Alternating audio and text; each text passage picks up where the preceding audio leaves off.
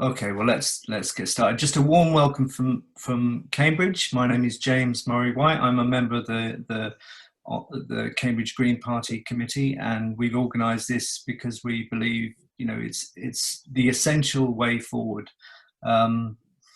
for the planet. I was just reading today the executive summary using phrases like biological annihilation. So we have to act, and this is what we got on the table. So we've got some incredible speakers. I'm just going to hand over to Jeremy Caddick, who was the PPC for Cambridge at the last election. Over to you, Jeremy. We welcome questions in the chat, and we're going to be dealing with them as we go on towards the end. Over to you, Jeremy. Thanks, James. Good evening. My name is Jeremy Caddick. I was standing for the Green Party in the 2019 election. The format is that we have, as James has said, three wonderful speakers. We have Caroline Lucas, who is, I'm sure you all know, the Green Party MP for Brighton Pavilion, the first of many, we hope. Scott Archer-Nicholls, who is a member of the CEE team, and Anna Hyde, who is also involved with the CEE and will talk to us specifically about citizens' assemblies. So the format will be that the three of them will talk for about 15 minutes, and then we will have a discussion and questions. Can you put your questions in the chat? We will have an opportunity to ask questions to Caroline, who has to go at 6:30. If there's time, we'll have a quick Q&A with her before she goes at 6:30. The Climate and Ecological Emergency Bill is a crucial bit of legislation. It's a private member's bill sponsored by MPs from 7 different parties. In the face of a government that really appears not to be listening, much less doing anything, my reading is that this bill is what the government should be doing. So we need to familiarise ourselves with what they should be doing, because we get all carrying on with the campaign to try and make all this happen. Here in Cambridge, I said that MPs from many parties support the bill. Our MP Daniel Zeichner, who's Labour, despite talking a lot about green issues, doesn't support it, which is an issue that we may discuss later, but I think it is worrying. Here in Cambridge, the particular issues, we are as worried as anybody about the climate collapse, but the particular issues are perhaps flooding. A lot of the land around here is very low lying. Predictions for possible flooding by 2050 predict flooding, or actually it's the sea reaching to central Cambridge. This is really a live issue. To the east of Cambridge, there is a large chunk of the country's peatland. So all the issues associated with peat and agriculture are need to be addressed there. And between here and Oxford, if the developers have their way, we will have 1 million houses in the Oxford to Cambridge arc. Already, there is not enough water to supply the homes that already exist in Cambridge. 1 million more is just bonkers. And the ecological dimension of that is that the unique chalk stream ecology that is characteristic of this area is currently being destroyed by over-abstraction of water. So that is something that needs addressing urgently. So to begin with, Caroline, could you tell us about the bill and why it's so vital? Thank you so much, Jeremy, and thank you for the invitation to join you tonight, and thanks to everybody for being here. It's great to see everyone. I was going to just remind us just of a little bit of context before getting into the substance of the bill. And you don't really need to know this, except that you already do know it, but just to reinforce the fact that the issue of climate and nature could scarcely be more timely and more urgent. You'll know this year is on course to be the hottest year on record, and that 16 of the 17 hottest years have taken place since the year 2000. That we've seen record fires raging in the Amazon and the US, we've had ice caps in Greenland melting at a terrifying pace, and Storm Eta wreaking havoc and unimaginable tragedy in Central America. At the same time, you'll know that there was a UN report last year that set out the grim facts on nature and biodiversity, that 1 million animal and plant species are now threatened with extinction. I mean, it's mind-boggling to think about, many within just decades. So essentially every warning light on the dashboard is flashing red, and yet we don't have any kind of commensurate action from governments around the world or from our own government. And that really matters. The UK, of course, is due to host COP26 next year. It was due to be happening right now. It's the global gathering of signatories to the UN climate agreement. It's postponed because of COVID until next year. But if the government is serious about wanting to be a serious host for those climate talks, then it really needs to show global climate leadership.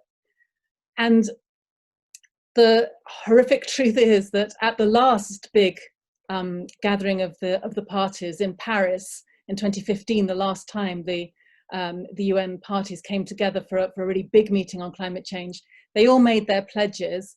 And of course, we know that pledges are not always kept to, not even usually kept to. But the shocking fact is that even if all the pledges were kept to that were made at that last major conference in Paris 5 years ago, we would still be on track globally for over 3 degrees of warming. And you know, that's double the threshold of 1.5 degrees that governments said that they were going to aim for. And in the words of the UN's Environment Programme, warming of 3 degrees would, and I quote, bring mass extinctions and large parts of the planet would be uninhabitable.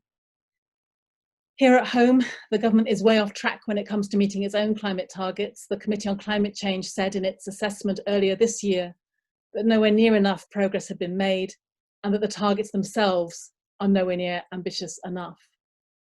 You know, Greta Thunberg famously said, act like your house is on fire, because it is.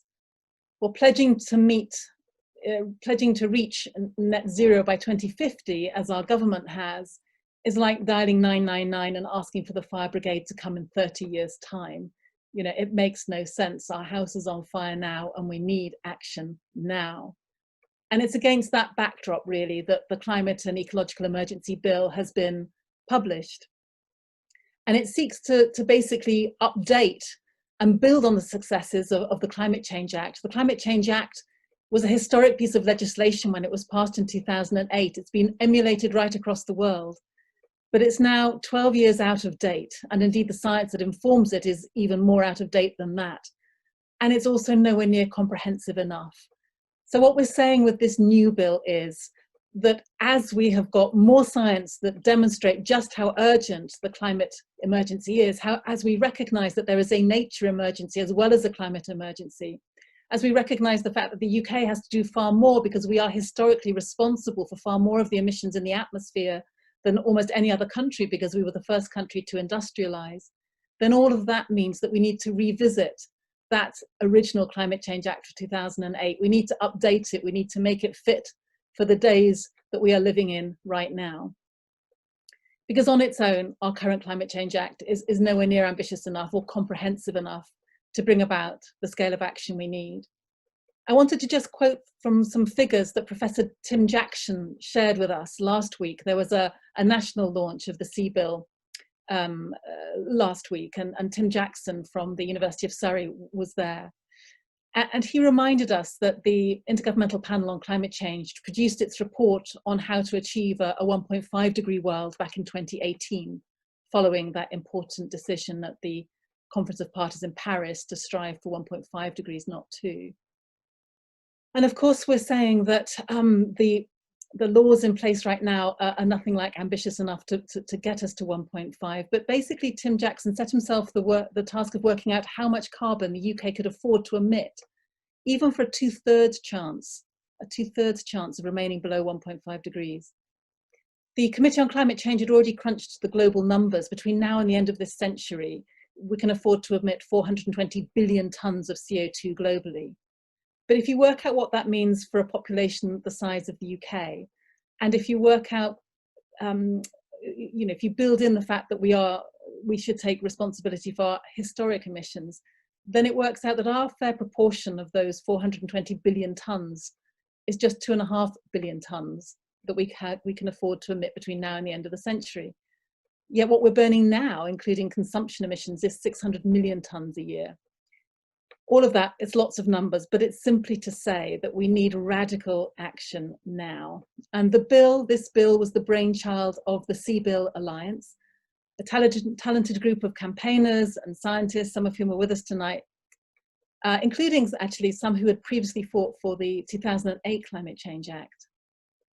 But crucially, in a way, I think this bill is also the people's bill, because it's sprung from the grassroots. It originally came from people involved in Extinction Rebellion, who, as you know, have done so much work to really concentrate the minds of people in positions of authority to really look again at the ambition of what we're seeking to do.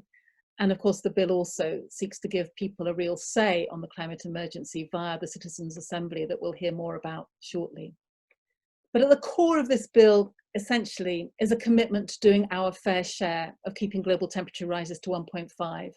As I say, recognising that as the first country to industrialise, the UK is disproportionately responsible for climate emissions already in the atmosphere, and that needs to be reflected in our action. It patches the holes in the Climate Change Act, because the Climate Change Act doesn't, for example, take any account of emissions associated with international aviation or international shipping. They were just deemed to be too complicated to work out who was responsible for those, so they just ignored them. And crucially as well, there's no account taken in the Climate Change Act of consumption emissions. In other words, the emissions that are released overseas to produce goods that we then consume here in the UK. And this is one of the big frustrations to me, because the government loves to say that it's reduced emissions by over 40% since 1990. But the only way they can actually say that is because they've outsourced so many of those emissions to countries like China, who are now making the widgets that we then import. If you factor those consumption emissions back in, then we've only reduced our overall emissions by around 10%. And if you add in our aviation and shipping emissions, then it would be substantially less than that. So this bill brings some honesty and responsibility back into climate legislation. It also focuses on nature, on protecting and restoring biodiversity, because we know that there is an ecological emergency as well as a climate emergency. And this is particularly pertinent in the UK as one of the most nature depleted countries in the world. There were reports last month showing the government has missed 17 out of 20 UN biodiversity targets. It requires the active restoration of nature, including for things like our vital peatlands and wetlands and woodlands, all of which are important carbon sinks. Again, the government likes to talk about tree planting, and tree planting, as long as they're the right trees in the right place, is undoubtedly important, but they say far less about peatlands, and yet peatlands store far more carbon than UK forests, 5.5 billion tonnes worth compared to just 150 million tonnes. And yet the government allows and is overseeing right now the burning of peatlands, not least to promote grouse shooting, which seems to me just one of the most unforgivable acts of environmental vandalism. So the bill ensures that steps are taken so that the supply chains of products we use in the UK don't cause environmental harm overseas. It calls for a just transition for people working in polluting industries, because in tackling the climate and nature crises, we can't repeat the mistakes of the past and leave communities behind. You know, former mining communities are still struggling in the aftermath of coal pit closures. We need to ensure a transition to zero carbon jobs is properly funded and supported, and it needs to be led by the trade unions and by the workers who are most affected by it.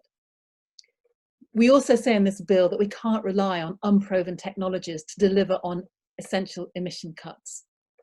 And essentially, it ensures that our targets are big enough and bold enough in the face of the emergency that is in front of us.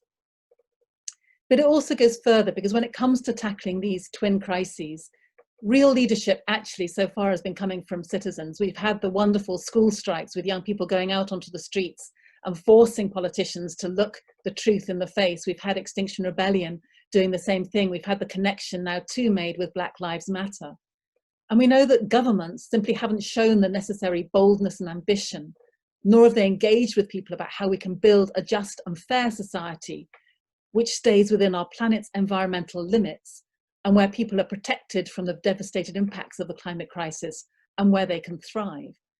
And that's why it's so important that this bill puts real power into the hands of people. It establishes a citizens' assembly to deliberate on the difficult decisions and to put forward a new emergency strategy. And it gives people real agency by making sure that those conclusions of the citizens' assembly can't simply be ignored. It makes sure that they will be brought forward by the government to Parliament for discussion and approval. So in conclusion, I would argue that this bill is essential if the UK is to demonstrate real climate leadership and galvanise momentum ahead of COP26 next year. This is the kind of leadership we genuinely need to see, not just greenwash from a government that continues to pump £27 billion into road building, for example, or gives unconditional bailouts to the airline industry, but rather the kind of leadership which acknowledges the scale of the crisis that we face, whilst having the courage to see a future that can be, if we act now, filled with hope. So the bill has the support of around 80 MPs representing all of the opposition parties. It has the official backing of 6 political parties, but we don't yet have any Conservative MPs on board, and we need that. And one of the things that I hope we can discuss is around how we begin to put pressure on those Tory MPs. Interestingly, if we think back to the Climate Change Act of 2008, that started its life as a private member's bill back in 2005, so 3 years before the final bill became law. And there is no time in the parliamentary calendar right now for this private member's bill to be considered. So right now it's more of a campaigning tool than it is a piece of legislation that we can promise will be debated. But by having this kind of green print there, if you like, I think it does mean it's more likely that perhaps an MP that is successful in the private member's ballot and does get some parliamentary time given to it, it makes it more likely that that can happen. So it is still vitally important that as many MPs as possible are persuaded to put their name on this bill, because that is how we galvanise the momentum, that is how we build the movement. So thank you again for being here, and I hope we can discuss how we can work together to get that vitally needed momentum. Thanks a lot for that wonderful introduction, Caroline.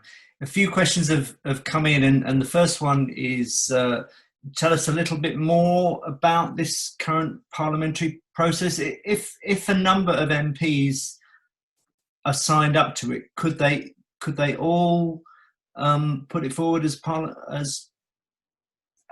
their bill? Not exactly. I mean, there are a number of different tools that as MPs we have in front of us. So for example, there is also an early day motion that is linked to this bill. And an early day motion, as you'll know, is basically a motion that calls on the government to do something.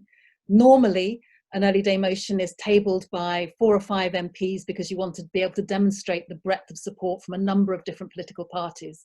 So we've done that with this early day motion. And again, I think it's got around 80 people who've signed it so far. And anybody can sign that. There is a kind of a common practice, if you like, that the front benches don't sign early day motions, but that isn't a fixed rule. It's just kind of custom and practice. But you will find some MPs, if they're from the government benches or if they are from the front bench of Labour, may argue that they can't sign the EDM. And it's quite difficult to sort of persuade them otherwise. But what they can do is put their names forward to the CBIL Alliance. We've already talked about the wonderful website that the CBIL Alliance have created, and on that website there is a list of MPs who are simply saying they support the aims of this bill. There is nothing to stop anybody saying that's what they want to do and to basically put their names there, and we should argue that that's what they should do. In terms of the parliamentary process, what would be lovely would be if the government accepted that the bill was the right thing to do and and put it forward themselves. Failing that, Labour, or indeed any of the other parties, could really champion it and really try and push it. But in this way in which our Parliament works, it is the government that has parliamentary time. So they are the ones who basically need to make space in the parliamentary calendar to have the debate about this bill. I think its best chance right now of really being given a proper hearing would be, as I said, that each year a number of MPs are pulled out of a hat. There's a ballot, a private member's ballot, and if you're in the top 3 or 4, then the government does undertake to give some real time to debate that legislation. So loads of other MPs put forward private members' bill, as I have done with this one, but we kind of know in our heart of hearts that unless we were numbers 1, 2, 3 or 4 in the private members' ballot, the government wouldn't give us time to debate that. So what we want to do is to demonstrate to any other MP who comes along in the next year's private members' ballot that this is a bill that has massive public support. If they were to pick it up, they would have NGO support, they would have civil society support, they would have the Women's Institute, the Farmers Union. You know, we want to demonstrate that this is something that would be, you know, a positive thing for one of those MPs to pick up. And that, I guess, is in a sense part of the strategy, by demonstrating the breadth of support that the bill has. And we don't need to think only in terms of recalcitrant MPs, but there are different ways of trying to put pressure on them. For example, a local authority could pass a motion saying that they support the bill, as local authorities have done with climate emergency motions, for example. Or if you are members of any kind of different organisations, whether that is the Women's Institute or a trade union or whatever, it would be wonderful to have resolutions passed there as well, because what we want to demonstrate is that there is a grassroots demand for a bill of this kind. Two other questions on that very point. Someone has said that, I think it's the South Cams MP Anthony Brown, has described it as a power group grab by environmentalist groups, which sounds an awful thing. The question, the questioner maybe wants your quick advice on that. And a second question is, and what's happening with the unions? Can you tell us on their response? I mean, I think the question on the unions is a really important one. And I think we need to have a range of meetings now with the unions to see if we can begin to bring some of them on board with us. So as far as I know, that's not happened so far, but it needs to. Can you hold just 2 seconds? I'm so sorry, just... your dog came in. Okay. Over to you, Jeremy.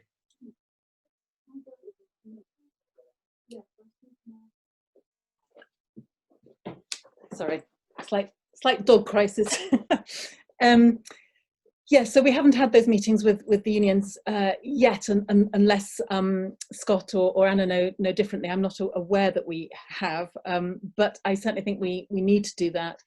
And with the Conservatives, I hope that maybe one way of doing it might be to get some support from the House of Lords. You'll know that, ironically, given the Green Party's position on the House of Lords, actually that they've been doing some pretty good work, and quite often they can be a lot more radical than their colleagues in the Commons. So one thing to try to do, I think, would be to try and find some members of the House of Lords who might support it, who then might persuade some of the Tory MPs. I don't doubt that it's a big job going to get Tory MPs on board, but please don't let that put you off going and trying.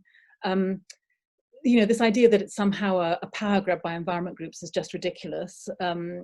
You know, this is being put forward by, I think, as I said, around 70 or 80 MPs already are supporting it, and it's been put together in exactly the same way as the Climate Change Act was. You know, Tory MPs love to cite the fact that they were partially responsible, although they weren't really, for that Climate Change Act of 2008. And that was put forward by a range of, you know, it started life with Friends of the Earth and a number of other environmental NGOs and scientists and so forth. You know, so there's nothing strange about the way in which this bill has come about.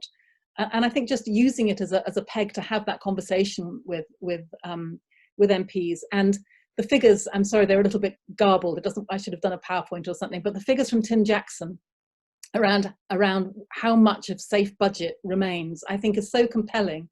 And there's an article that he's written, which I can maybe see if I can find it. I don't know, Scott, do you know where it is? It might well be on the cusp website. It's the Centre for Sustainable Prosperity. But he's actually written the article that goes along with those figures that I was mentioning. And if you just present them to an MP and just say, well, what do you think? You know, this is the carbon budget, and that's not us saying that, that's the Committee on Climate Change saying that. This is the population of the world and the percentage of that the UK makes up of it. How are you going to manage this? And I think, you know, if they don't think the bill is the, oh, thank you so much, Scott. Scott has put that in the chat now, so the article is there, and it's really clearly set out there. Then I think, you know, if the bill isn't the answer, it would be nice to ask those MPs what they think the answer is. Because I know you've got to go in a minute, but a question about Biden's election, his strong rhetoric on climate action. Do you think that's going to spur combined action here? I think it's certainly really helpful, and some people are suggesting that is. I mean, I don't know quite what we're going to see from Boris Johnson. I think a press release has just come out about the announcement that he's going to make tomorrow. But certainly, the word on the street is that in order to try to make a better relationship with Biden, that Boris Johnson now will be a little bit more ambitious in terms of some of his climate policy. And let's face it, there's plenty of scope for him to do that. I know that when people are talking about Biden, they will say, well, you know, if the Democrats don't have control of the Senate, then there's limits to what he can do. And while there's some truth in that, obviously it would be an awful lot easier, you know, if you wanted to try and get through an ambitious Green New Deal bill, you need the Senate on side.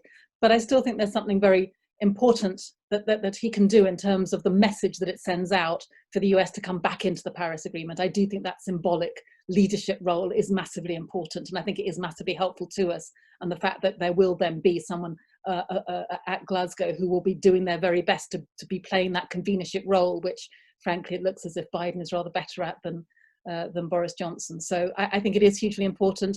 As I understand it, I'm not an expert on US politics, but as I've read, there are some executive orders that he could do in terms of some of the financing as well, because as well as sort of walking away from the Paris Agreement, it meant that some of the finance went away as well, and we need that finance particularly to support poorer countries. So I do think that the Biden presidency will be a game changer, even though unless by some miracle he also gets to the Senate, even though they might not be able to get through the more radical legislation.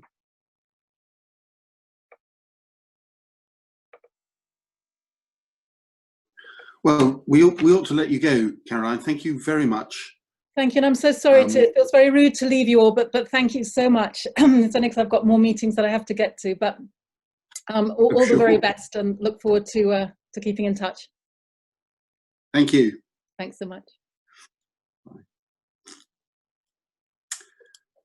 So now we come to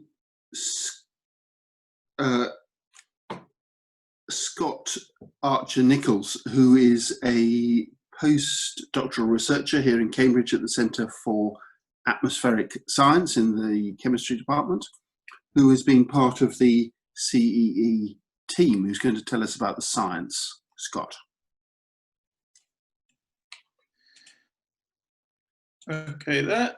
Hello, everyone.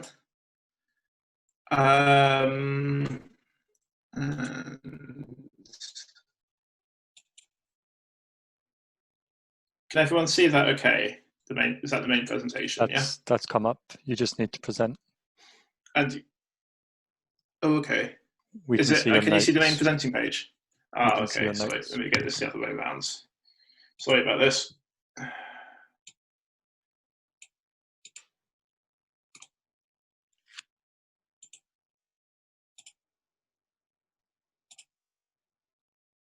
Is that better? Perfect, thank you. Perfect, okay, thank you. So yeah, thank you for having me, everyone.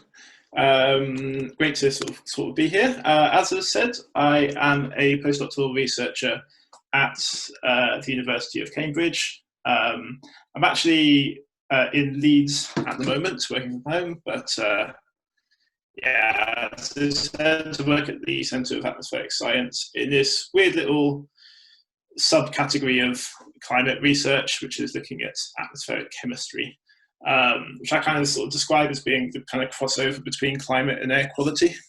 But today I'm not really going to be talking about that. So I should say I'm here completely in my own capacity. as opposed to what I do in terms of research, and also in terms of my involvement with the CE bill itself. I didn't actually advise on the contents of the bill. We had a whole series of experts who are much more specialist in the kind of topics which are covered in this bill than myself. I've mostly just been sort of helping with campaigning and helping communicate the scientific contents of the bill, given that it is fairly complicated. But the first couple of slides, I'm just sort of going to come into talk about where I'm coming from with this. So from 2010, when I started my PhD, really up until about 2018, I would say I was mostly in this group of scientific researchers. I was very concerned about the environment, I cared about it, but I would say I was very much focused on research and not particularly involved in any kind of campaigning or activism. And I think 2018 was a bit of a wake-up year for me. Sort of the first thing that kind of happened, obviously, was this rise of the school strike movement, Greta Thunberg. I think their case is a real sort of strong moral case of the injustice that's inherent in climate change, both across countries, the poorest countries are paying the biggest cost, but also across generations. And it's future generations which are going to suffer the most, and yet they have no power to affect this now. And I feel that this is a real indicament of what the older generations, who are the ones who have the power to do something about it. It was also the same year that the IPCC report on 1.5 degrees came out, which is a really seminal report within the climate science discipline, because it really laid out what the difference in impacts are between just 1.5 and 2 degrees, and showing that there is a huge difference there, but also showing that if we want to do something about it, the next 5-10 years are absolutely critical.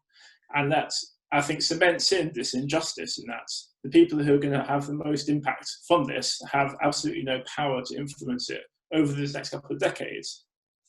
And I also look back over my lifetime, which is sort of since the late 80s, and you can see that whatever we have been trying to do so far, it has failed.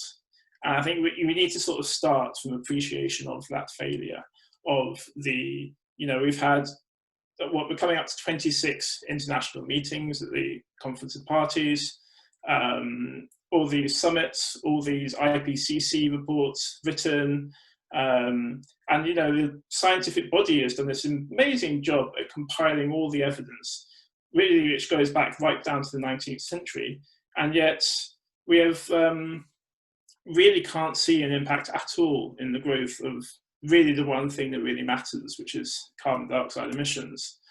And so in April 2018, which was when the Extinction Rebellion first started, had their major protests in London, I kind of saw that going on in the news and felt like this is really important. I need to go down there and see what is happening. And so this is me with my wife, Caroline. She loves dressing up, so we decided to dress up as a 19th century gentleman and lady. And we had this sign saying, we've understood the CO2 effect since the 19th century. Why are we doing it in 2019? First day I went in a waistcoat, and I deeply regretted it because I think it was the hottest day of the year so far. But next day I went back in t-shirt and shorts with a sign just saying, I'm a climate scientist, ask for questions. And I didn't stop speaking basically for about 3 days. I just went back every day, and people were just coming for attention. But I also felt that there's this real absence of scientists there. And so afterwards, I sort of tried to contact people who are involved and try and find out, is there a science community that's trying to advise this? It felt like all of this work is meant to be based on the science, but there was a conspicuous absence. And I ended up finding a small community of people. This is Aaron, who's one of our main members. He's got this fantastic quote from Sherwood Rowland, who won the Nobel Prize for discovering what causes the ozone hole. It says, what's the use of having developed a science well enough to make predictions if, in the end, all we really need to do is stand around and wait for them to come true? And we sort of developed scientists supporting Extinction Rebellion. This is us in October. We had a tent, again, doing loads and loads of outreach. We found this amazing way of getting across to people who wouldn't normally listen by being upfront in that way. And then this is us, as we sort of grew up from the community of really a handful of people up to several hundred people, really trying to get the word out that, you know, there is a serious case as to why we need action now, and direct action is a reasonable response given the situation that we're in. We also worked on trying to communicate the climate and ecological emergency, and so we wrote this massive online document that I'd really recommend people reading. It's written by Emily Grossman as the lead author, but we also, I was on part of the editorial team, and we contributed a huge range of experts to contribute to this. And once we were involved with this for a while, there's a group of people who started the CE Bill Alliance, came to us to ask for some advice. And our main advice really was just to recommend some experts that they go and talk to. And so they went off and they put together this really fantastic bill, came back to us in the summer and said, you know, XR scientists, do you want to support us? And I kind of, since then, I've been kind of getting a lot more involved in the CE bill and sort of doing a bit less involved with the XR side of things. And so this is me talking at the September Rebellion, talking about why we sort of wanted to back the bill. And I feel like I really engage with this bill in a way that, although I think groups like Extinction Rebellion, they have completely changed the debate, and we have to really respect the fact they've changed the debate in the way that scientists have been unable to for the last 30 years. There's still elements of it that make me uncomfortable. You know, I've always struggled with the 2025 demands.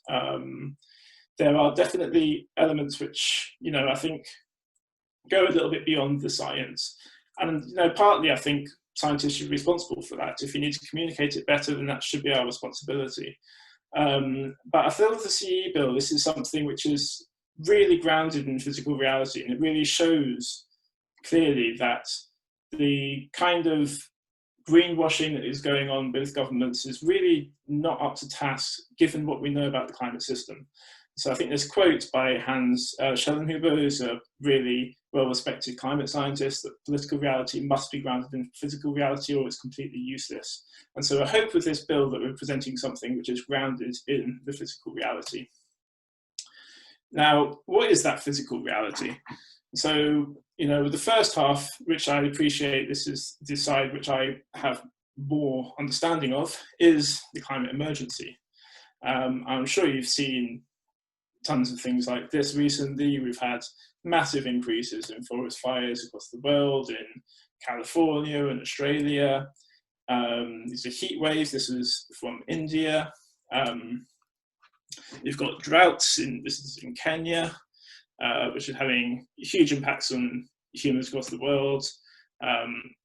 This is wheat crops in America. These changes in climate are already here, and they're already having impacts across human and ecosystems. And the UK isn't immune to this. I think one of the ways in which we're most vulnerable, as was mentioned earlier, is in terms of risk of flooding. I think this graph is amazing. It's really easy to forget this stuff. This is only in February this year, which was the wettest February on record, where you've got parts of northwest England with 400% average rainfall for February. And we're starting to develop these tools now where we can attribute these rainfall events or other extreme weather events and say, you know, this heat wave was 5 times more likely, 10 times more likely, 100 times more likely than it would have been without climate change. And again, we're seeing these impacts. These are from floods in Yorkshire in 2007. And again, I think if we're not going to be doing something about this, we're just going to be seeing more and more of these. And I also want to highlight, in case people have forgotten, last summer, 29th of May and 29th of July, I don't know who was there, but that was the record-breaking temperature ever recorded in the UK. It was in Cambridge. And, you know, that's what it looks like now. But the Met Office is already saying that we are likely to be seeing temperatures above 40 degrees in the coming decades, which we have never seen in the UK before. And like I said, all of this is where we got to 1 degrees Celsius above pre-industrial levels. And so, as you probably know, the Paris Agreement's goal is 1.5 degrees. They also say you have to aim well below 2 degrees. Policies are nowhere near that at the moment. So if you look at what current policies are in place, that could lead to anywhere between 2.1 and 4 degrees Celsius by the end of this century. And that's really only a little bit better than what it would be if it was completely unmitigated. And if you include all the pledges that countries say that they're going to do, but they haven't actually put policies in place to meet it, we're still well off target. I appreciate these kind of like 1 degree, 2 degree, 3 degrees can be quite abstract, but I quite like this way of putting it. This is from XKCD, where it says, you know, the difference between now and the last ice age was about 4 to 5 degrees Celsius. Back then, you know, Boston, where he's from, was covered under half a mile of ice compared to today. If we allow climate change to go unmitigated, we could easily get to 4 or 5 degrees by the end of the century. And that, if you're talking about something like that, you're talking about a transition to a completely different climate state to the one in which we evolved in and the one which we developed agriculture. And these changes kind of ramp up as you go up into higher temperatures. So we really are, I think we're talking about how we get conservatives on board. And I always feel like conservative is about trying to keep things the same. And this is actually what we want to do. We want to preserve a climate which is similar to the one that we grew up in for our children. Another way of looking at this is that, you know, you have a small shift in temperature of, say, 1 degrees, that those are just the global averages. Where you see the largest impact is actually on the extremes. And so even that if you sort of have a small shift in the average temperatures, actually most of the time your weather is going to be in this area, which is kind of similar to what it is now. But there's a huge increase in your proportion of hot weather and a much, much larger increase in very hot weather. And to take an example of what, you know, this can look like, this is a graph of average European summer temperatures. 2003 was a sort of record-breaking year, complete anomaly at the time. If you go forward to about 2040, 2050 in current trends, that will be an average summer. And that means if that's an average summer, then a very hot summer will be much hotter again. And in 2003, thousands of people died, particularly elderly people who couldn't afford air conditioning and what have you. So this is a real health cost associated with this stuff. I mentioned the IPCC 1.5 degrees earlier on. This was like a really powerful report for me reading it, because it made me kind of realize how specialist I'd become and how much I actually really needed to relearn a lot of the stuff about the impacts of climate change and how they'd actually changed a lot in the previous 10 years. And what this report really showed was that just that extra half a degree can make a huge difference in things like how many people are exposed to extreme heat, how likely they are to have ice-free summers in the Arctic. The one that really got to me was this change in coral reefs, the coral reefs being the sort of most biodiverse ecosystems in the oceans. At 1.5 degrees, we probably lose about 70 to 90% of them, which is tragic, but at least it should be recoverable. At 2 degrees of warming, you're looking at losing 99% of them. If we go above 2 degrees to about 3 degrees, you're probably looking at the permanent loss of all coral reefs in the wild, which is how 2 degrees could be considered safe under those circumstances. I think is unacceptable. And really 1.5 degrees shouldn't really be considered safe. Probably should really just be seen as being the least bad option, given our failure to really tackle the climate crisis up till now. And then just the one last point is that as we go up in temperatures, we risk triggering what are called sort of tipping elements. These are systems in the Earth systems, which once they're set off, they can start to continue under their own pace for hundreds of years to come. There's risk that we've already started to cause the West Antarctic ice sheet to tip into the ocean, and that may well be unavoidable. So it's even if we start to tackle this, we're probably going to be seeing sea level rise for quite a long time. But at least the risk for a lot of these other ones, which could have huge, really dramatic impacts on people and ecosystems around the world, can be at least avoided, or at least be low risk, as long as we can keep temperatures well below 2 degrees. So what do we actually want to do if we want to limit warming to 1.5 degrees? I think one of the things that's really come out of recent research in the last 10 years is this concept of the carbon budget, which says that how much warming we get is really dependent on how much carbon dioxide we emit over time. And so it sort of shows here that if we'd started reducing emissions in 2016, we could have allowed this slightly less steep slope. We've gotten to 2020 without doing that, so it's going to have to be steeper. If we leave it another 5 years, it's going to have to be even steeper still. And this is one of the things we need to really understand with this. The longer we delay, the harder the task is going to be. And I'd say we're probably already at the point where limiting to 1.5 degrees is really at the borders of what is possible. It is going to be tough, but it's a lot better than what would happen if we fail to do that.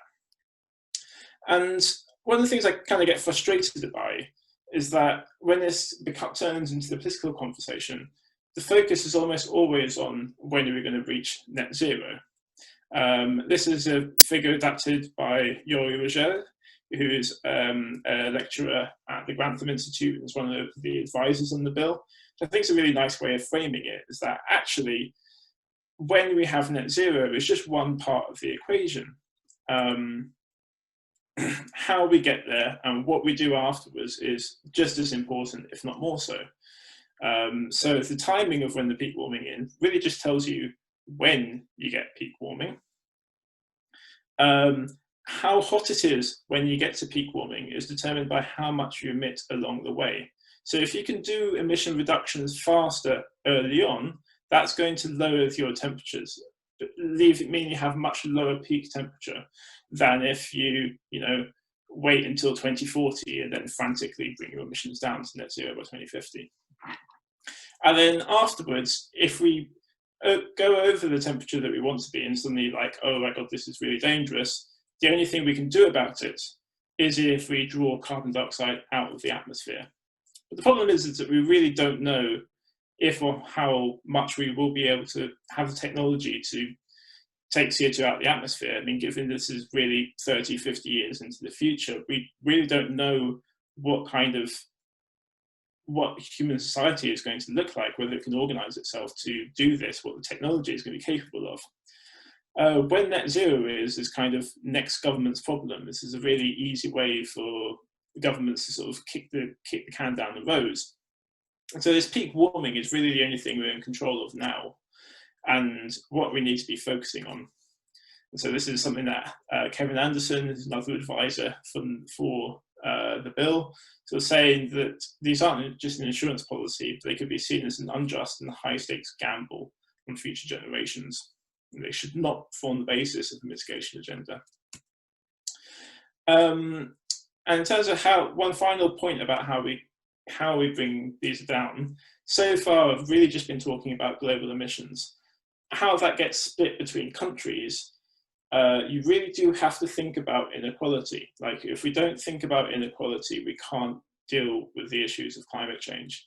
And this is a graphic from Oxfam, which is showing that the richest 10% of consumption emissions, the richest 10% of people are responsible for about 50% of emissions globally, whereas the poorest 50% are responsible for only 10%. And so there's this inherent injustice built within the climate problem.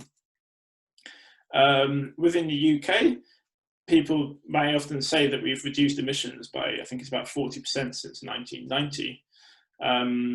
But if you take into account what we consume as opposed to just what is emitted on the UK soil, actually emissions didn't start coming down until around 2010 because a lot of our manufacturing was being offshore to other countries.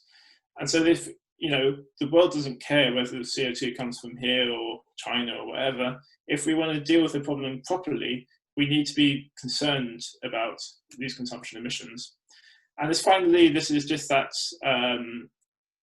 what Caroline Lucas was just mentioning in the Tim Jackson paper, which if you account for a fair share and you account for us using consumption emissions as opposed to territorial emissions, actually we're going to be running out of our budgets in the next few years for the UK. And so we really need to find a way of bringing emissions down much faster. And I'm going to have to skim through this, I'm afraid, but that's really only one side of the coin. Of course, we're also in an ecological emergency, as Sir David Attenborough has been talking about for decades. We're seeing huge declines and species of extinction across the world. Half of all forests across the world are felled, 2/3 of wetlands. This graph I think I find really shocking. This is relative biomass of land mammals on the planet. And out of all of those, this is just like essentially summing all the weight of those animals. Only 4% are wild mammals. Humans making up 36%, and our livestock making up a massive 60%. It's like we have truly changed the natural cycles on a massive scale. We're also seeing this huge decline in insects.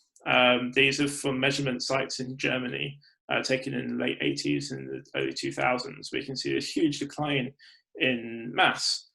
And we've really got to worry about this because insects make up the bottom of the ecosystems, and we depend on them for loads of services, things like pollination. We really struggle without them.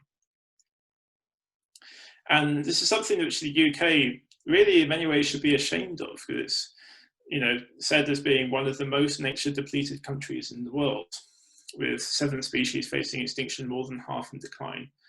And climate change isn't the main cause of this. The main cause is really things like agriculture and invasive species and changes to habitats and pollution.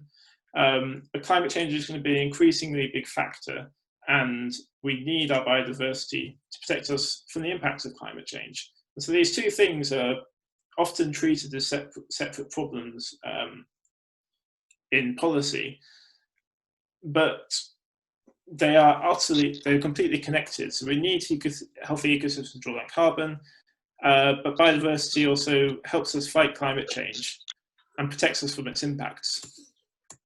So the bill. This bill creates a flexible framework based on robust science. It doesn't have specific dates, which in some ways could be a bit arbitrary. Instead, it leaves some of the details to independent bodies and decisions to citizen assemblies that Anna's going to be talking about.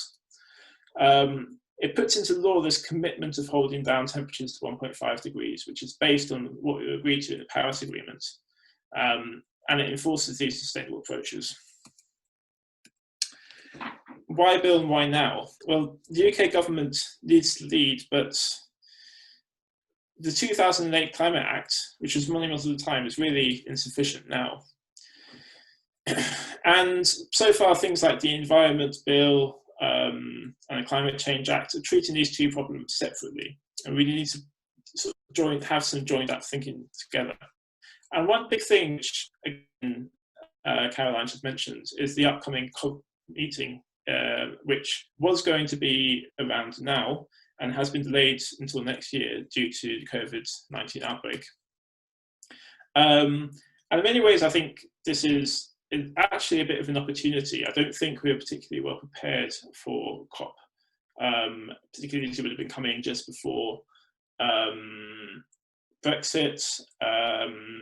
It would have been at the same time as the American elections, so we wouldn't have known whether the US would be part of it or not. Now that Joe Biden is president, they will be rejoining it. We have just had this huge international emergency, so we can sort of see what an emergency response could look like. And so I think organising over the next year is really going to have to be focused on what we're going to do in the run-up to COP, and this bill could be a big part of that. And so in terms of how it treats the climate crisis, it really focuses on closing off loopholes which can be used to extend our climate budget. So stopping us using our more than our fair share stops the creative accounting by making us responsible for what we consume, and stops speculative emissions being used as an excuse to delay emissions. And so it leaves no option but to face the emergency. And it sets into law rules to conserve the natural world by protecting and restoring UK ecosystems, mitigating the damage caused by supply chains, and this has to be done domestically and internationally in order to account the UK's ecological footprint. And it encourages joined up thinking. So it follows a nature first approach, where objectives must be met first by cutting emissions, but then also by improving carbon sinks. And it really only holds negative emissions technologies as an absolute last resort if they're proven not to have critical impacts on ecosystems. And so I'm just going to wrap up there. I'm aware that I've gone a little bit over time, but this is just, again, a quick summary of the CEE bill. And now we really just need to make it happen. And with that, I'm going to hand over to Anna. Thank you.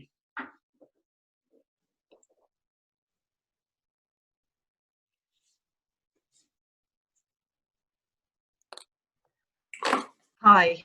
Hi. Jeremy, you going to speak?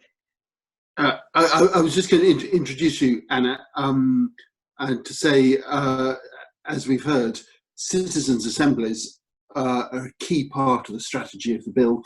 So Anna is now going to talk to us about that. Anna, I should say that we'll have questions for Scott and for Anna at the end. So carry on putting them in the chat, and James will collate them. And as much time as we have at the end, we'll answer as many questions as we can. So Anna, over to you. Okay. Well, as third speaker, I've been crossing off my slides as everybody covers my points. So I'm going to keep it fairly brief and fairly to the thing, and probably not do any slides. So sorry about that. I love the way that Scott told us about how he got involved in the movement. I'm going to tell you about myself. I wasn't a particularly, shall we say, green campaigner, but I was always somebody who did my recycling. I went on the Big Ask March in 2006. I did those kind of things. And then I was persuaded to go to Parliament Square on May the 1st, 2019, when Parliament declared a climate emergency. And I thought, this works. I'm going to join this crew. So ever since then, I was with Extinction Rebellion. And through spending all my time, once I understood the enormity of the peril that we face, I found that I really couldn't pursue my job anymore as a sales and marketing director, and have in fact put all of my energies into fighting the climate crisis. And just wanted to go back in a bit of history, because I want you guys to think about yourselves. I know a lot of people here, well, everybody here is in the Green Party, so you've probably been dedicated sort of climate activists for quite a long time. But take your mind back to 2008, and when the Climate Act was passed, and that felt like a moment of incredible victory, didn't it? It felt like things were really going to happen. And in fact, at the time, October 2008, the cover of Time magazine was all about the new green industries that were going to strike up. And Ecotricity had its first 51 turbines, and Ecover was looking like a viable thing. And everybody was really going for it. And then the most unthinkable happened, and capitalism just broke, didn't it? And then we all forgot a little bit, well, you probably didn't, but I did, a little bit about the climate issues, because we were all too busy being made redundant and trying to survive in what was a very, very harsh recession. And then as we came out of that recession in 2012, something really very different happened in our lives. It's made our lives completely different. And that was, we started using our smartphones. Right? I bet you got your first smartphone around 2012. Before then, you went shopping on your phone. you weren't even taking photos on your phone. And since 2012 and now, if you look at NASDAQ, if you look at the gig economy, how it's grown, it's totally changed our perception of everything. And people have made huge amount of profit out of not even owning or producing anything. It's all about our attention. And because it's all about our attention, and because people are trying to get different bits of our attention, it means that we don't all have the shared truth anymore. I don't know if anybody watched the Social Dilemma film, but perhaps the most striking thing in there was that they were saying that now that everybody has a different version of the truth on their phone, there are 2 billion versions of the truth. And in fact, you know, when we look at the recent US election, everybody was hoping, well, I don't know, maybe not everybody, but lots of people were hoping that Biden would win. The polls were telling us that he was definitely going to win, right? The reality was that that is a country that is almost entirely divided down the middle. And even though Biden has won, yeah, there was still an awful lot of people who felt that they wanted to vote for President Trump and they wanted to vote to protect themselves from Marxism, quite frankly. That's what they wanted to do. And in this country, we are exact splits, not quite the same because it's 52-48, and the 52 I would say would be the right wing here, and the 48 would be the right wing in America. But we are almost exactly split. And so we have very different views of what's real and what's fake news. And you know, the people who are voting for Trump, they can't even begin to understand why we would consider letting the Marxism of Venezuela go into the US, and the Trump supporter, the Biden supporters just can't understand why you would have a guy who rules the country by tweets running the country. So people find it very difficult to see the other side of the equation. And that brings me to why citizens' assemblies are so important. So citizens' assemblies are a bit like giant juries of usually about 100 people, 108 people. And they are selected by a process called sortition. So say, for example, you're split by 48-52. In our democracy at the moment, I would say that it's not really about the 48 and the 52. Really what it's about is the 1% and the 99%. Because it seems that 1% have managed to buy into our democracy to such an extent, whether it's through the press or through other things, that they actually kind of generally seem to control the options of the other 99%. And the great thing about the Citizens' Assembly is 1% of the people have 1% of the share of voice.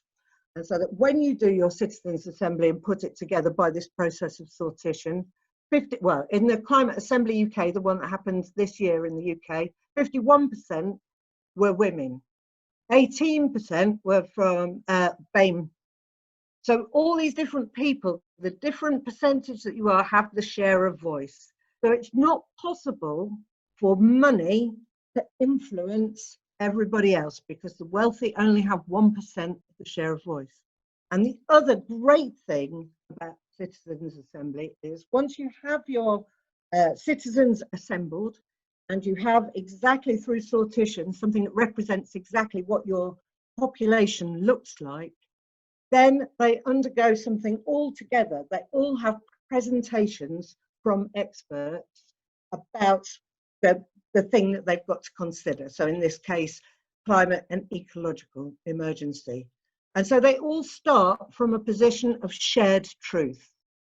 And when you start from a position of shared truth, which sounds easy, but is absolutely impossible in our post-smartphone age, and then you start addressing the challenges and the questions from a point of view of shared problem solving, but you each have the perspective of somebody from a different strata of society, then you start to get some really interesting, clever, considered and fair outputs that are great. And it is this kind of collective truth at the beginning and then shared problem solving that makes them so good. Now, the thing is with the climate and ecological emergency is, as everybody here knows, solving this thing is incredibly complex and challenging. If there was just one thing, just wands that you could wave, you wouldn't know which thing to ask for. It's so complex.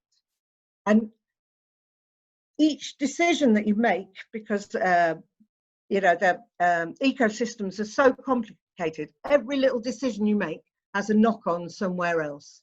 And these things have to be weighed up and considered and thought about.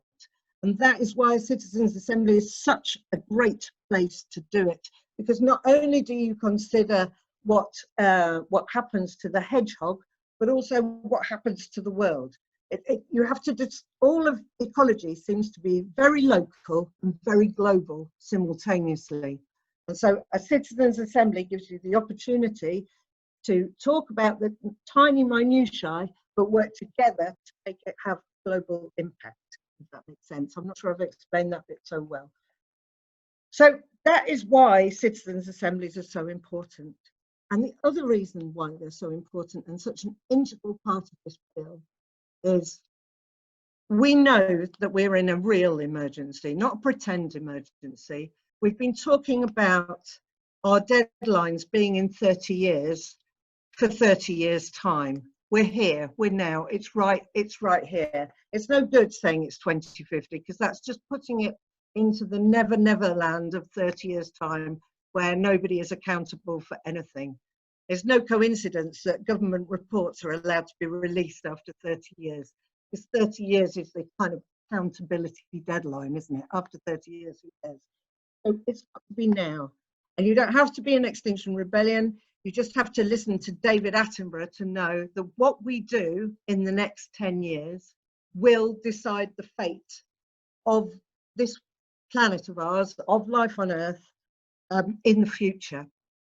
And then if you think what we do in the next 10 years really matters, then you've got to think, actually, well, what we do next year is the most important of all, because it's all when you start, isn't it? It's not when you end. You give anybody a project and a deadline and they'll do it 5 minutes before the deadline, but it's what we do next year. So on the one hand, what can we do? And on the other hand, how are we actually going to take action? How are we actually going to make a difference? And that is what this CEE bill is about, really. And it's not, in the last week, I've been to the Race to Net Zero to have a look what's happening there. I've been to the ED conference. People are very up for sorting these things out, right? And they're very up for making changes. But actually what we need to do is not just talk anymore, it's to act and to make things actually happen. So what this bill does is it doesn't set the targets or anything like that, although it does say that we will do whatever it takes to keep warming to around 1.5 degrees. It doesn't bother with dates or anything like that. It just says we're going to do what it takes.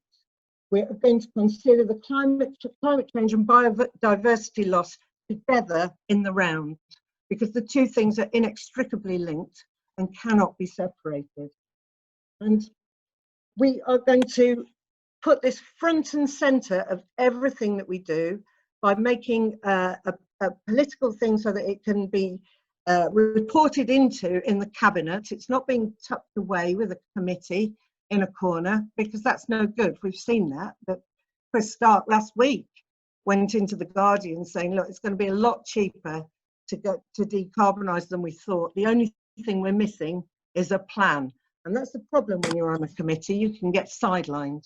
So we're going to put it centrally there, and we're going to do it via the technique of a citizens' assembly, so that, as we all know, we're going to have to make some pretty radical change. And I don't know if you've got the same thing in Cambridge as we have in London. I don't know if you've got the low traffic networks raging debate, but actually we have this big debate in London. Lots of people want to do low traffic networks so that they discourage more travel by car. But in a post-COVID world where people are very reluctant to get on public transport, what this has meant is that there's lots of standing still traffic on main roads. And so is that making more or less pollution? And maybe this is one of those issues that if it had been discussed properly at Citizens' Assembly, there might have been a better way without people coming into conflict, because you've got to be able to see everybody's point of view. And at the moment, people who are against the low traffic networks are saying that school children walking to school along main roads are getting much more pollution than they ever were. So it's about considering everything in the round. Anyway, I hope I've made sense. I think I got a bit unanchored because I didn't have my slides. You asked me some questions, and the Citizens' Assembly is the bit in the toolbox that we've not had before. Okay, so in Scott's presentation, he was talking about we've been doing this, we've been trying to change this stuff for forever, but the things that we are doing are not working. And the Citizens' Assembly aspect is the new bit in the toolbox that's going to help people be able to adapt and make the changes that we're going to need to do to stay under 1.5 and to restore our biosphere. Right, I'm going to stop talking now. Thank you very much, Anna. Now we move on to questions for Scott and for Anna, which I hope James has been collecting out of the chat.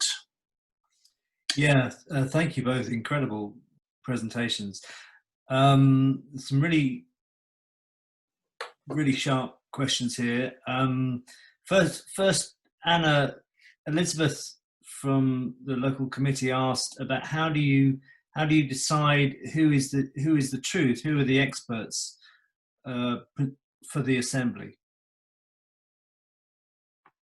Presumably you get Scott giving the science on the assembly, but well, I mean, the thing that I didn't go into much detail about was Climate Assembly UK, which was a citizens' assembly that was held in this country in Birmingham from January till lockdown and then online.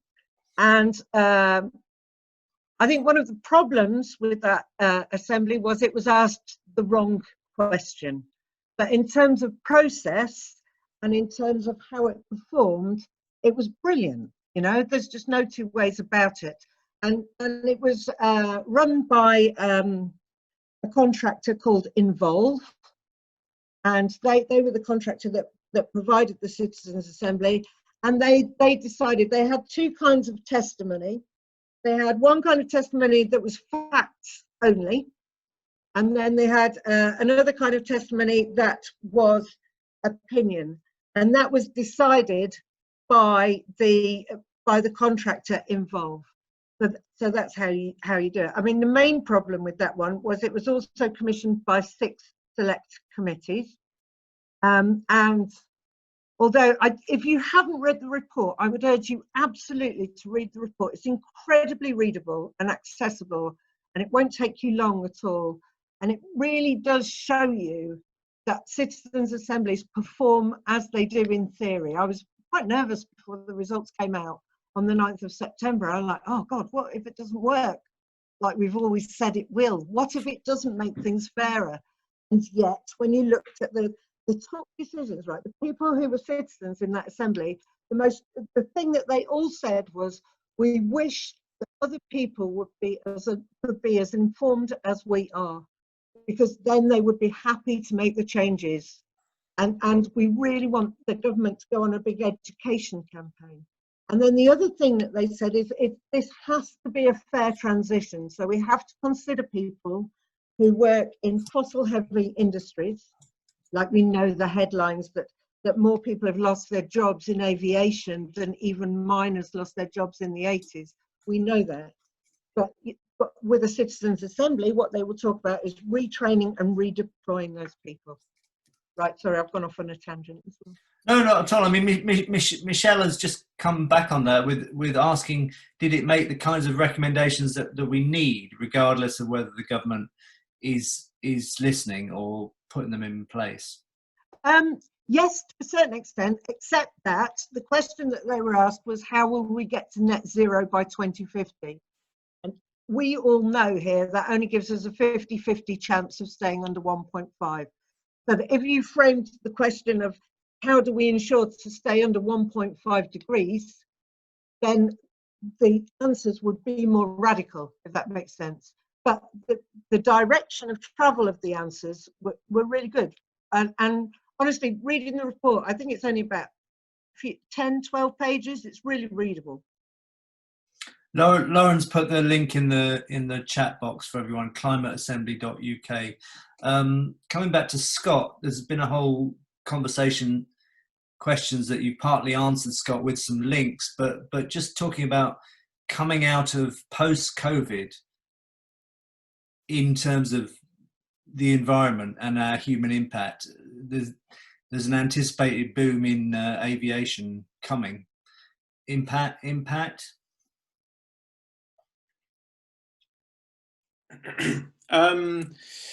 Yeah, you know, to use the old Chinese proverb, I think we're in interesting times. It's kind of unprecedented.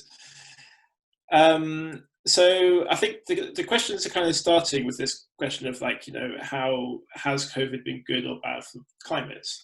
And my personal view on that, you know, we did a paper early on in the year where we looked at what impact the reduction in pollution during COVID-19 will have on climate. Because if you get rid of a lot of small particles, presumably that means that you might actually get warmer, because that allows more sunlight to reach the earth.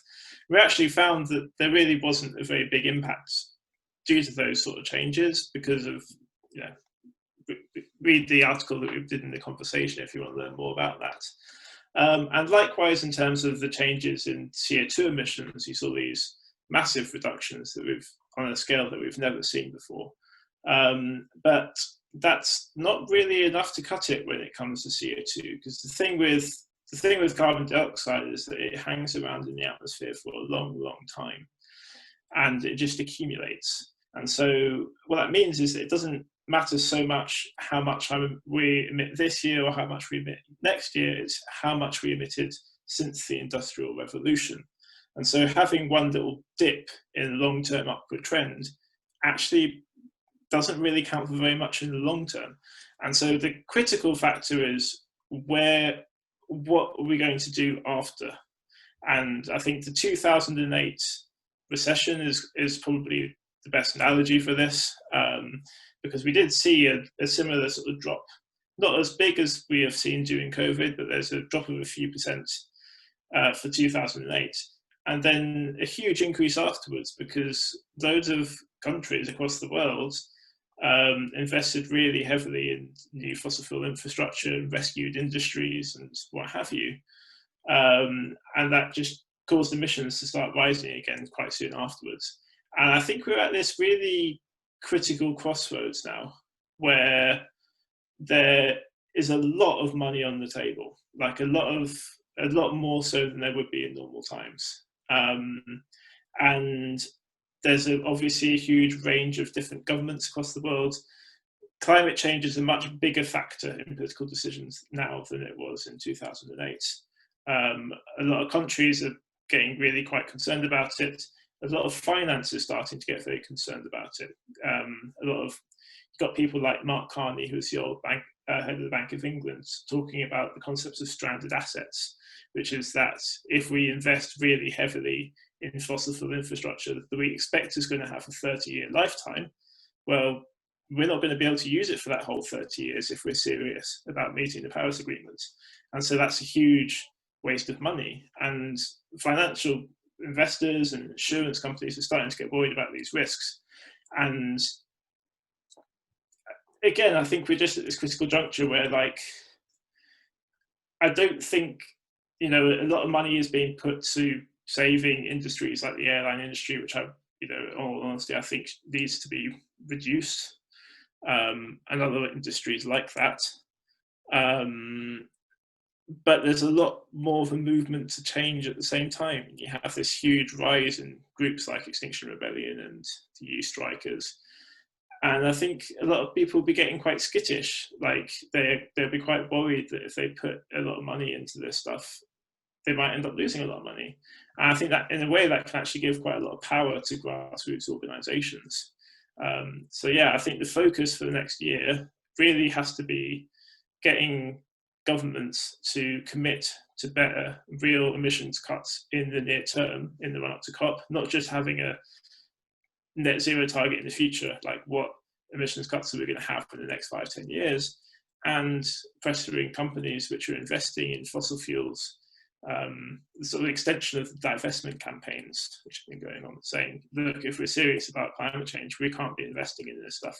And I think if you put up a big enough fight against that kind of stuff, like I said, people are going to get worried, people are going to pull out. So I don't think, I wouldn't say things look completely rosy now, but I feel more hopeful than I did this time last year, because I think we're just in this really weird point in time where I think history is happening very quickly and we don't know where it's going to go.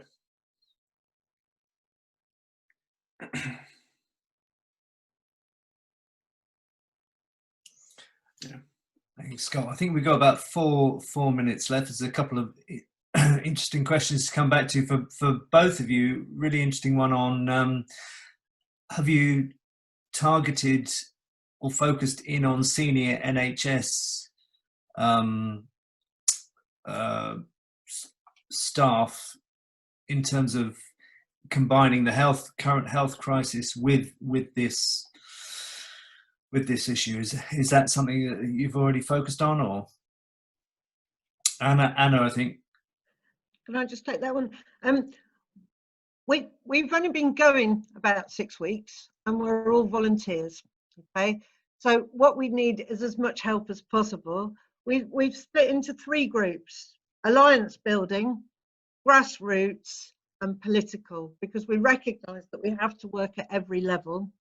And I agree with so much what's been said before about we have to get some conservatives in there. And in fact, in my presentation, I do start with Margaret Thatcher's speech to the UN, because it is not unusual for conservatives to want to live in a better world. So yes, we are talking to various NHS people where we've got links, and we do have connections with doctors, for example, but also we do quite a lot of stuff with other medical professionals too. I think as well as supporting your, as well as pressurising your MP, I think in order to get this bill through and to make this thing actually happen, even though people say we can't do it, we're just going to have to. It's unprecedented times. That we need to put as much grassroots pressure on everywhere as we possibly can. So as well as writing to your MP, if you're a member of the National Trust, how about writing to them about the bill? How about writing to the RSPB? Whatever group that you might be into as a group, then try and influence as much as possible that this bill is our last best chance of actually making change before the next election. Because, we haven't got 4 years like the big ask to do it. We need to get it done really quick. And by going for consumption emissions, which is what we're doing in the bill, that is a unilateral way of changing the global order. So we can do that and do it in time for COP. We can influence the whole world to go for consumption emissions, because you can't just do it as one country. But if we lead by doing it, then we can persuade all the other countries to do it too. I've stopped.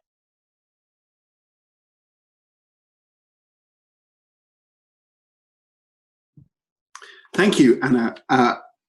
We're virtually out of time. Thank you to all 3 of our speakers, 2 of whom are still here. I mean, for myself, I'm thinking the CE bill is not just a gesture. This is actually a campaigning tool that we can go out there and use and ask people whether they support it and get them supporting it. You talk about pressurising our MP. We were talking at the beginning, before people started arriving, people here in Cambridge, about how we're disappointed that our Labour MP, Daniel Zeichner, isn't supporting the bill. So we'll carry on trying to get him to do that. yes, the fight goes on because it has to. As you say, this is probably our last best chance.